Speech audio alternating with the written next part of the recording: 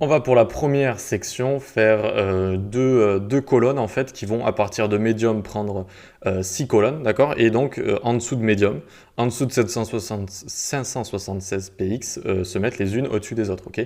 Ce qui est vraiment le principe du responsive avec Bootstrap. Donc pour ce faire, hop, on retourne dans notre code ici, hop, on va aller en dessous, on va encore faire un peu de place avec les scripts. Voilà, c'est intéressant de les mettre à la fin, mais c'est vrai que ça fait toujours un peu tâche. Voilà. Donc ici, on fait encore une démarcation. On va appeler ça section info. Section info comme si c'était, par exemple, ils allaient présenter leurs produits, etc. Donc on fait une section avec l'ID info. Voilà, pour que ce soit lié à la navbar, pardon.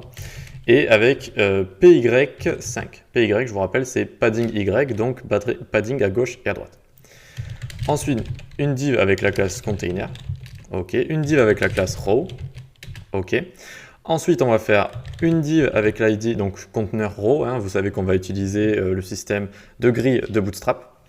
Ensuite, donc, on fait une div avec un ID txt laptop. Alors, txt laptop, c'est pour nous, hein, c'est un ID spécial qu'on va utiliser dans les media queries à la fin, histoire de faire du responsive.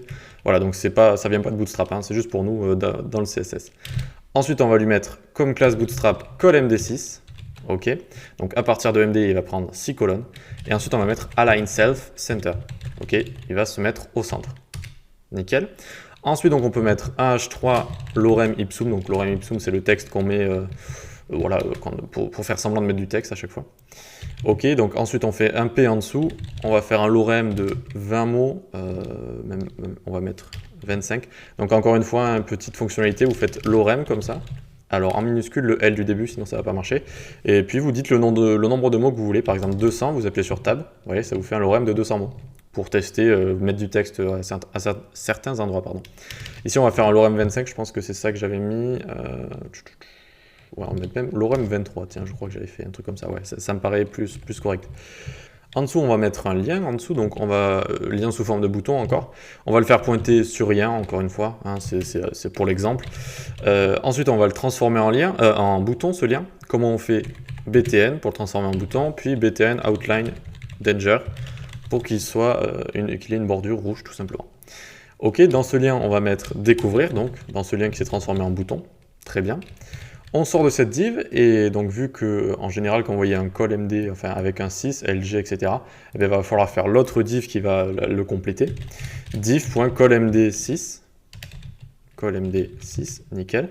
Et dans cette div, on va faire une image. Dans le SRC, dans la source, on va mettre image laptop, donc on va prendre notre ordinateur portable.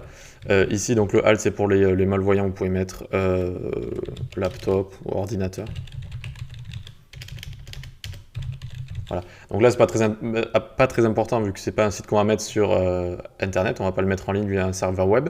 Mais les alt, sinon, c'est très important. Hein. Les alt pour Google, ça va aider l'accessibilité en fait, et vous seriez mieux noté. Si vous les omettez, il va pas être content Google et donc il va moins bien vous ranker sur les pages tout simplement. Ok, donc comment rendre une image responsive avec Bootstrap? Eh bien, on lui met la classe image fluide. Ok, ben on a fini cette petite section, voyons voir ce que ça nous donne. Et donc, voyons voir ce que ça nous a donné. Un peu de texte d'un côté, l'ordinateur de l'autre. Maintenant, on appuie sur F12 pour faire ouvrir la console. Et donc, à partir de 768 px, je crois que j'avais dit 576 au début. Donc, à la fin de Medium, si vous voulez, à partir de la fin de Medium, ça va se passer en mode colonne. Donc, voyons voir, on descend, on descend, on descend. Tac. Alors, ça va peut-être un conflit avec le titre, vu que le titre, on va s'en occuper après. Ouais, je pense. Ah, ça va, très bien. Donc regardez, ici, tac, vous pouvez cliquer, ensuite vous faites les flèches directionnelles. À partir de 768 px, ça va aller les uns sur les autres. Ok, et donc on va avoir ce mode colonne très bien pour tout ce qui est portable, tablette, etc. Ok. À la dernière session, on va s'occuper des media queries. On va juste rajouter un poil de padding ici parce que vous voyez, c'est un peu trop collé. Donc on va mettre un tout petit peu de padding entre les deux et ce sera parfait. Et du coup, on a bien cet effet très facile avec la grille de Bootstrap. Ça nous permet à partir de 768, donc à partir de Medium, de les mettre les uns au-dessus des autres. Voilà, donc on se donne rendez-vous, vous voyez, même pas besoin de CSS, hein. On se donne rendez-vous pour la prochaine session où on va encore utiliser ce système de grille. À tout de suite.